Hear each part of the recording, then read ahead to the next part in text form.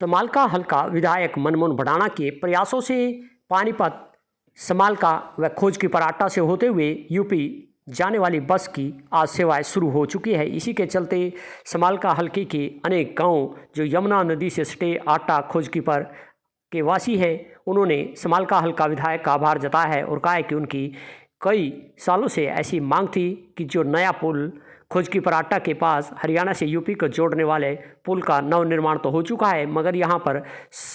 Haryana roadways की बस जो शुरू नहीं हो सकी है, इससे लोगों के जो हरियाणा यूपी को जोड़ने वाले यातायात सुचारू रूप से नहीं मिल पा रहा है, जिसके चलते लोगों ने समालका हल्का विधायक मनमोहन भडाना से मांग की थी कि उनकी जो नया निर्माणाधीन पुल था उसका निर्माण तो करीब 2 साल पहले करोड़ों रुपए की लागत से किया गया था, मगर इस पुल पर आज तक हरियाणा रोडवेज की बसों का आवागमन नहीं हो पा रहा था, जिससे लोगों को खोजकीपर आटा से हरियाणा से जोड़ते यूपी के छपरौली बड़ौत तक आने जाने के लिए कोई सुविधा नहीं मिल पा रही थी। इससे लोग भारी परेशान थे, जिस पे समालका हल्का विधायक मनमोहन भडाना ने इस पुल पर जो अब बस सेवा पानीपत से रोडवेज की बस चलेगी और समालका वाया होते हुए यूपी के बड़ौत तक जाएगी, जिसके चलते हरियाणा यूपी 2 प्रदेशों की आम जनता को इससे सुविधा मिलेगी कि हरियाणा रोडवेज की बस अब समालका पानीपत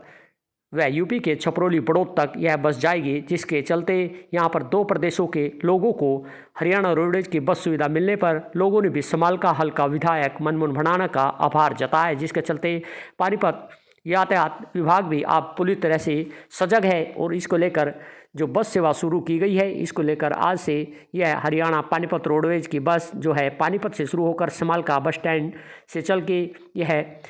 अब वाया समालका होते हुए यूपी के बड़ौत तक यह आवागमन हो चुका है, जिसके चलते 2 प्रदेश हरियाणा यूपी को जोड़ने वाली बस सुविधा खोजकीपर आटा यमुना पुल के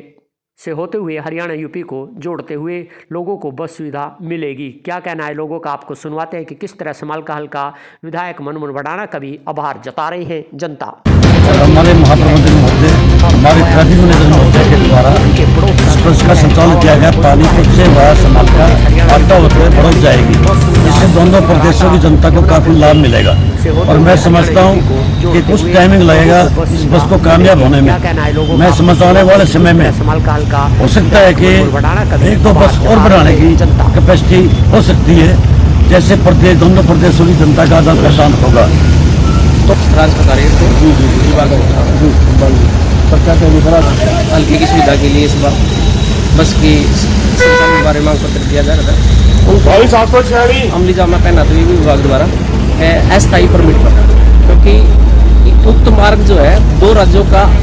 के पारस्परिक समझौते का मार्ग है। अब इस बस का संचालन अस्थायी परमिट पर इस आधार द्वारा किया गया माननीय